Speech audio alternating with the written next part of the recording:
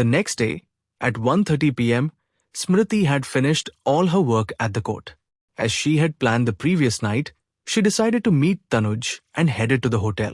She called Tanuj and asked him to come there. Then, she left in her car. Smriti kept thinking about what she had decided the previous night. She wanted to ask Tanuj about it. But how could she ask?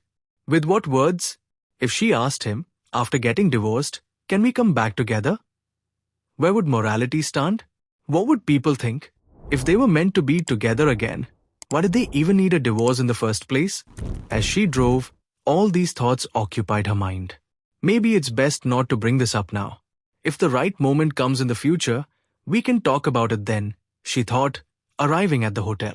She went inside and sat at a table. It was lunchtime and the place was crowded. 5 minutes later, Tanuj arrived. Do you want to eat something? He asked as he sat down. Just order a coffee. That's enough, she replied. Tanuj ordered coffee. Smriti, tell me, why do you feel the need to help me? You used to say social service was a useless thing, but now, all of a sudden, you've changed? He asked. Everyone makes mistakes, Tanuj. I have realized mine, she replied. It's okay, Smriti. At least now, you understand me. By the way, did you come alone? He asked. All my friends were very busy with work, so they just sent me with a check. They have helped as much as they could. If you don't mind, she said, taking the checks from her bag and handing them to him. It doesn't matter how much it is. What matters is the willingness to help. Smriti, I also wanted to ask sorry, he said, putting the checks in his pocket. What's for? She asked curiously.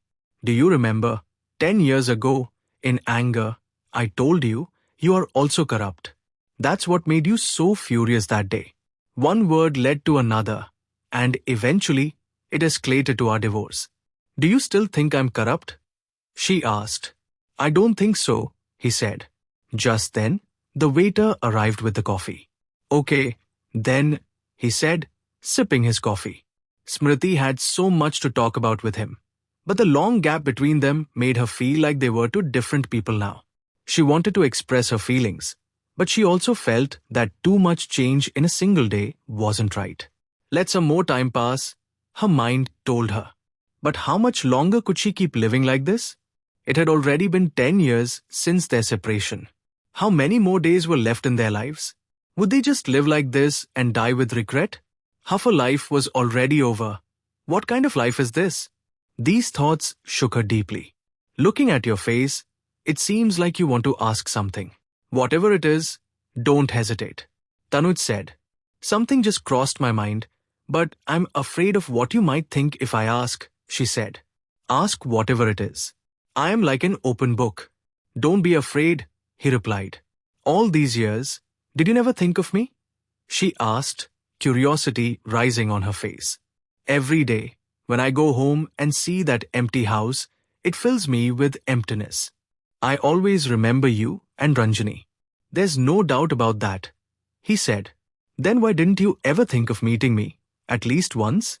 She said. Tanuj took a sip of his coffee, put the cup down, sat up straight, and said, Smriti, at that time, I felt that if I held onto this relationship, I wouldn't be able to contribute anything to society. Divorce gave freedom to both of us. You remember how our constant fights at home used to be, don't you? That was enough for me. My biggest reason for agreeing to the divorce was your happiness. Love isn't just about being together. It's also about wishing for the other person's growth. But I had decided to dedicate my life to society, and I wasn't sure if you would stand by me in that. We had different mindsets, and staying together would only lead to more conflicts in the future. That's why I made that decision. As for Ranjani, I had given up on the idea of having her with me long ago. I always believed that a daughter growing up with her mother was for the best. At that moment, I was only thinking about your happiness, not mine. You should have told me this back then. I lost my patience in anger and blurted out that I wanted a divorce, she said, and as she spoke, Tanuj held her hand. Don't go back to the past, Smriti. We can't change what has already happened. Didn't I say yesterday? We should look forward. There's no point in thinking about things beyond our control, he said. In that case, I have a wish. Will you fulfill it? She asked. What is it? He asked. Nothing much. Just come home for dinner tonight, she said. Okay, I'll come, he agreed, his face lighting up with happiness. All right then, I'll see you at home in the evening, she said as she stood up. Keep the check safe, she reminded him. Just then, the hotel owner, Surender, arrived. Oh, it's you. You came back? It makes me so happy to see you both together. Tanuj, how are you? I couldn't meet you yesterday. I was very busy, you know, he said, shaking hands with him. Tanuj stood up and shook hands with Surender, saying, Surender, how are you? It's been so long since I saw you. I'm doing great. Are you leaving already? Sit down for a while, Surender said, and Tanuj sat down with him. Sorry, Surender. You know about my work. I have to go to court. There's a lot of work waiting for me there, Smriti said. Just 5 minutes. Sit and chat for a while. You're the legal advisor for my hotel. How can I let you go without a small talk? He said, and she sat down. So, Surender, how's your hotel business going? Tanuj asked. You can see for yourself. It's running well, Surender replied. You've hired really good staff at your hotel. Everyone works so hard, and that's why you're able to relax so much, Tanuj said. You've observed well, Tanuj. A hotel doesn't run with just the owner's efforts, does it? It only works when all the employees join hands and work together, Surender said. Yesterday, there was a waiter named Bharat, right? I don't see him today. Didn't he come? Tanuj asked. Oh, him? Didn't he tell you anything? And Smriti, didn't your daughter Ranjani say anything either? I assumed that by now, you two had resolved all your issues, Surender said. What are you talking about? Smriti asked. Then, Surender explained in detail everything that Bharat had planned the previous night. Hearing about the scheme that Bharat and Ranjani had plotted, both of them were left speechless. What a scheme these two have pulled off. Did you see that, Smriti? Tanuj said in astonishment. That Bharat came to the hospital yesterday, cooked up a fake story, and brainwashed me, making me emotionally vulnerable enough to come here. Meanwhile, Ranjani dug up your past and brainwashed you too. These two are real masterminds. I had my doubts. A girl who never spoke to me suddenly became very affectionate. When she insisted that if we were going to dinner, all three of us should go together, I should have realized something was up. I was completely fooled by my love for my daughter. Just wait until I get home. She's going to hear from me today, Smriti said angrily. Don't be too harsh on them. They're still young. Maybe they couldn't bear to see you two apart, so they did all this. This is your personal matter, so I shouldn't interfere. But let me say one thing.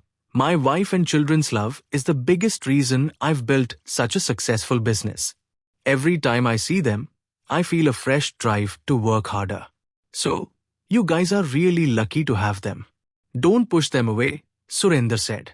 Come on, Surender. Do you think we can just let them off the hook like that? Do you know how much they've troubled us since yesterday? Shouldn't we teach them a lesson in their own way? Smriti said with a mischievous smile. Go ahead. You have my full support. Smriti, you're right. They're quite the players. Catch them red-handed. Set up a little drama of your own. It'll be fun. Surender encouraged. Smriti, I have a great idea. The other day, I was reading a novel, and there was a scene just like this. Let's apply that here, Tanuj said. Okay, tell me what I need to do, Smriti replied eagerly. You go to court as usual. I'll plan everything and call you in the evening, Tanuj said. Best of luck for your family drama.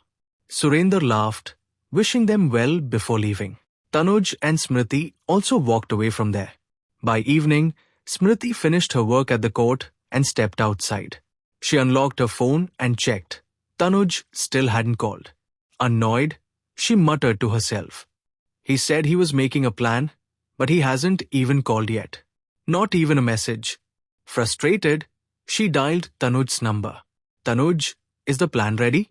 Were you even planning to call me? She asked, irritated. The plan is ready. I was just about to call you. But you beat me to it, he replied. All right, what do we do now? She asked. Go home. Act casual. Just like any other day. I'll come there too. And then I'll tell you the next step. Okay, she said, cutting the call and heading home. When Smriti reached home, she saw Ranjani sitting on the sofa, chatting with Bharat. The moment Ranjani noticed Smriti, she quickly locked her phone. Mom, she called out, running up to Smriti and hugging her tightly. All right. Don't hug me so tightly. I can't breathe, Smriti said. You didn't have trouble breathing when you hugged Dad yesterday, did you? Ranjani teased. You shameless girl, Smriti scolded. Shame and embarrassment don't exist in my world. Ranjani laughed. Oh really? Come here.